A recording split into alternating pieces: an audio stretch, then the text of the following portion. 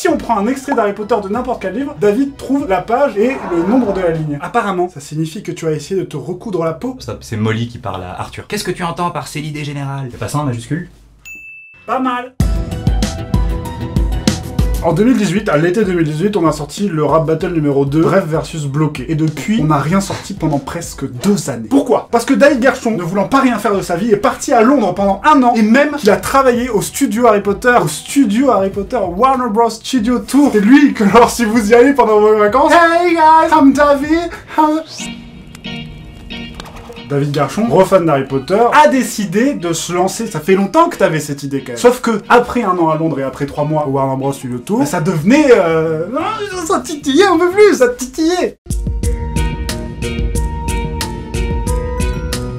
Pourquoi un battle Harry Potter? Vu que le premier c'était 2 séries qui duraient 2 minutes, le deuxième il était un petit peu plus long, pour le troisième, avoir 4 personnages issus d'un même univers mais par essence et par nature fait pour se contraster les uns les autres. Mais comment on fait ça? Les 4 maisons, qui interprète les 4 maisons des personnages? Quel est le choix de moderniser et de s'approprier, de faire une relecture complète en restant sur les couleurs, sur l'ambiance générale, sur la métaphore, etc. Chapeau splendide, font pas le figure auprès de moi, blablabla. C'était vraiment l'idée des maisons en elles-mêmes et des valeurs qu'elles portent et du style qu'elles ont et des thématiques qu'elles proposent, etc. Donc beaucoup d'enjeux. Donc David est rentré en France, abandonne son métier de rêve, tu te sens comment? A vécu dans mon appartement pendant des mois. La grande différence, c'est que cette fois-ci, Sylvain aussi est parti de France, mais il n'est pas revenu. D'habitude, toi, avec Sylvain qui fait la musique, vous vous asseyez devant l'ordinateur et vous vous tapez, vous faites la musique et vous y allez. Là, ça prend plus de temps parce que le Canada, c'est loin, les horaires...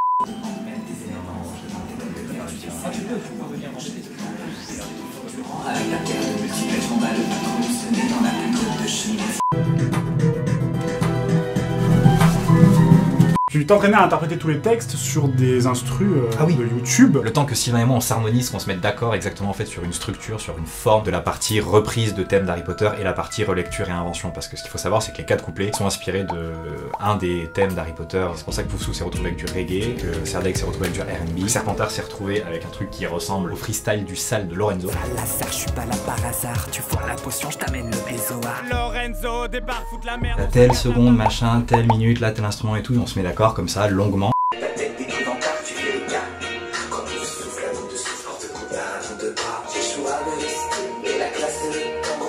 À la base, The Rap Harry Potter. Mon protégo a cassé ta baguette et j'ai la grosse tête et le cœur pur, je te mets sale sur demande. J'ai un signe de préfet, mais je me ramène en ton. Douceur de Norbert. Ah, le texte a changé. Douceur de Norbert. Non, non, non, les animaux fantastiques, ça dégage.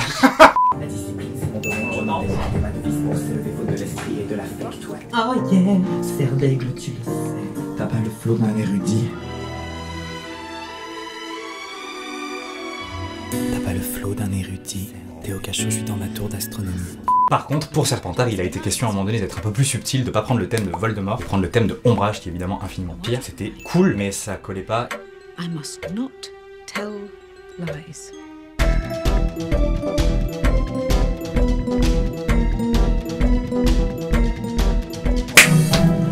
Ça, j'étais moyen chaud. Thème de Edwige, un peu vénère, se pose un peu Poufsou, reggae. Après un petit moment, on arrive sur Serpentard pour terminer. Le texte. David est quand même très fan de... Ça va. Reprends. Il y a des gens en commentaire qui ont demandé est-ce que on a dû relire finalement les livres Harry Potter pour balancer toutes ces références. Non, c'est inscrit dans sa mémoire, c'est pour ça que le reste de sa vie c'est bof bof, il connaît tout sur Harry Potter. Je vois bien derrière votre petit écran vous dire mais est-ce que c'est vraiment un très gros fan d'Harry Potter? Eh bien, on va vous le prouver directement avec le jeu. Si on prend un extrait d'Harry... Faut mettre un titre là. Si on prend un extrait d'Harry Potter de n'importe quel livre, David trouve la page et le nombre de la ligne. Harry vit qu'en effet, il y avait des chapeaux de laine cachés un peu partout dans la pièce. C'est Dobby qui dit qu'il vient prendre tous les chapeaux parce que Hermione elle en laisse partout pour libérer les elfes. Quand je déballe des balles, on a un bus de Milan. Le but c'était de faire un peu des références complètement directes, donc citer clairement quelque chose. Un peu comme Diggory à la fin du tournoi. Ensuite il y a des références indirectes, c'est-à-dire que c'est des petits jeux de mots. Je fais Chris Mille mais je l'assume parce que ta plume me débecte, ouais. Faut que ça t'effraie mais ce sera chouette, on parle à toi dans la gazette. À toute la musique? Oui. Oh. Ensuite, il a fallu enregistrer. Et mon con, quand on est... Oh, vu qu'on n'est pas professionnel, c'est un peu genre un jet de dés à chaque fois. Et des fois, ça prend beaucoup de temps. On improvise à chaque fois sur la distance du micro, sur la manière d'agencer la pièce. Même si on fait l'exercice 50 fois c'est un truc nouveau. Il y a des coups de bol, mais on a fini par trouver un compromis pas trop crade, mais surtout cohérent. C'est-à-dire que si c'est pas ouf, qu'au moins ce soit pas ouf. Tout du long. Ouais, hétérogène. On est parti du principe qu'on allait faire une maquette de toute façon. On a tourné avec des démos en fait. Après le tournage, on a demandé à Sylvain de changer l'instru encore. Voilà, la bonne tonalité, on a enfin réussi. Le fer et l'argent. Je m'entends pas. Je fais mal mon taf, hein. On voit un peu ce que ça donne. Moi, je trouve ça beau, hein. Non mais toi tu dis que t'es Serpentard, mais en vrai t'es Serdaigle, tu le sais. Et en vrai t'es Serdaigle, tout le monde est comme ça, y a plein de gens. Dès que t'es artiste, t'es Serdaigle. Tu fais 3 vidéos le week-end pour ta grand-mère, t'es Serdaigle. C'est pas ça. Je l'aime pas. On est en novembre, en plein enregistrement de la musique. Les décors, les costumes, le visuel. Je me rappelle qu'au début, tu voulais tourner dans un décor qui fait très Harry Potter, c'est-à-dire très château, très Lapierre, unique, et où on changerait nous les décors, nous les objets, avec des meubles, des trucs, des... Sauf que des lieux comme ça, à Montpellier, il n'y en a pas des masses. C'était un peu une galère, on sentait que ça allait être une galère. On a tourné dans 3 bars et dans une escape game. Ouais. Décoration par Romain Oulès de la chaîne Derrière les masses. Vous allez voir, sa chaîne qui est une très bonne chaîne. C'est mon domaine, je me délectais ma devise pour s'élever faute de l'esprit et de l'affect, ouais. Serdaigle, concrètement, on a les murs en briques et bleu, littéralement les couleurs bronze et bleu et bronze du crest. Serdaigle, ouais, bien sûr. Et justement, en fait, en trouvant des lieux adaptés, on arrive à trouver automatiquement des objets qui sont déjà là, qui vont nous servir. Le globe, l'horloge, l'examen, là, il y a une notion académique, tu vois, ouais. En termes de style, il y a un côté étude.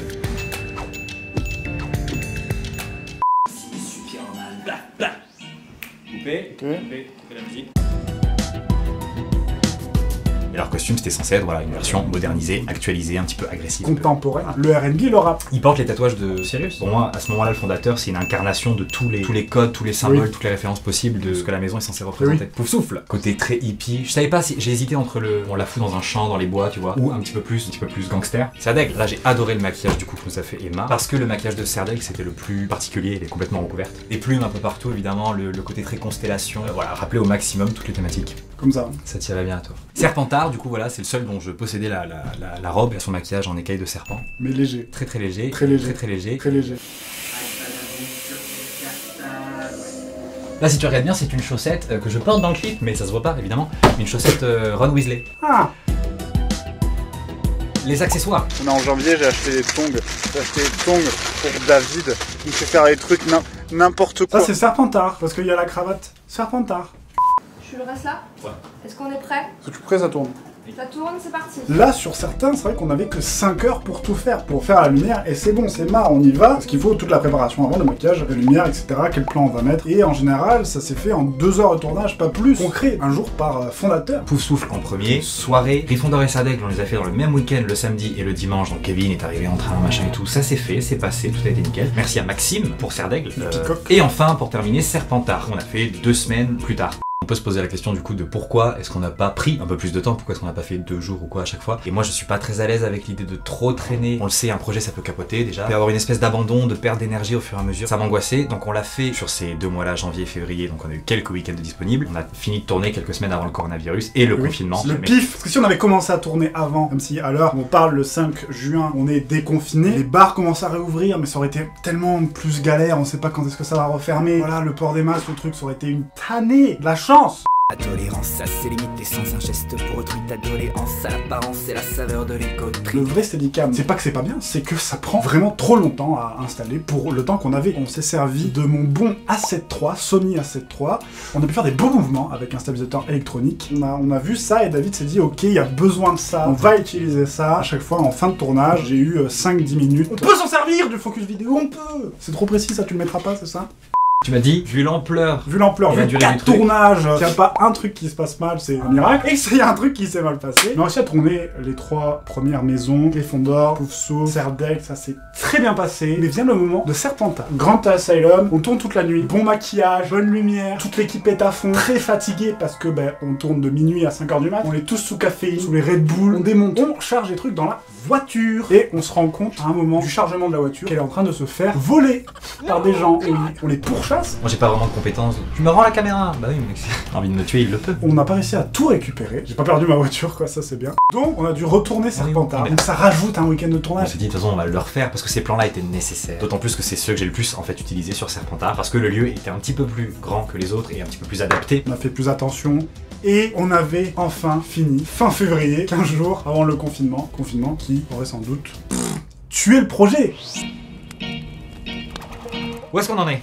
Montage. Du coup, on arrive à mars 2020. Première version à peu près 2 semaines plus tard. Parce que j'essaie de monter tout de suite après, ou en tout cas de trier, de faire des ours au moins tout de suite après des rushs de la journée. Beaucoup plus ambitieux que les 2 premiers battles. Cette fois, il y avait 4 lieux différents. Il fallait vraiment que les ambiances soient hyper dessinées. Beaucoup de travail de lumière. Ensuite, beaucoup de travail d'étalonnage. Des filtres supplémentaires qui étaient pas très beaux, des recadrages qui étaient vraiment abusés, un étalonnage qui n'était pas très élaboré. À ce moment-là, c'est compliqué. Donc, je me suis dit, tant pis, on va faire des tests et les mettre sur YouTube au fur et à mesure. Il y en a eu 70 que je donnais quand même l'impression de faire des choses qui n'avaient plus aucun intérêt et que on verrait pas la différence finalement. C'était plus pour moi que pour autre chose. Alors des attentes sur comment ça pouvait être vu, reçu par les gens, et en même temps pas trop faire attention à ça. Donc pour revenir là-dessus, en même temps du montage, vers la deuxième moitié du confinement et vers la fin du confinement, on a réenregistré Serdaigle, réenregistré Serpentard, on a rajouté l'autotune. Même à la fin sur le montage, on est là, c'est fini bientôt, oui mais il y a encore. C'est interminable en fait, en fait.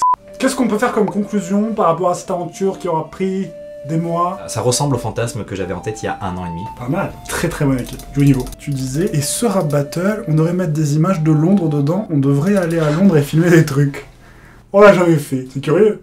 Est-ce que ça valait le coup? Oui, ça valait le coup. Pour moi, ça valait le coup. Pour les autres, je pense que ça valait le coup, tout le monde s'est bien amusé. C'est une aventure humaine sans précédent, comme dit Denis Brognard dans l'intro de Koh-Lanta. Est-ce que ça valait le coup pour toi? C'est la question que j'ai envie de poser. Est-ce qu'on peut faire comme ça des vidéos de 7 minutes pendant 10 mois, et c'est ça la vie? Et non. Et non, tout ça, ça prend énormément de temps, gratuitement. Si j'avais su à l'époque toute l'énergie que ça prenait, peut-être je l'aurais pas fait.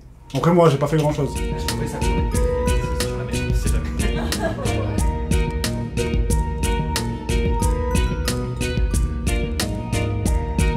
Cool, Serge. Abonnez-vous, Ouais. commentez. Et n'oubliez pas d'activer la cloche. Je crois que c'était plus dur ces 2 heures-là, ces 4 heures-là, que les 10 mois avant.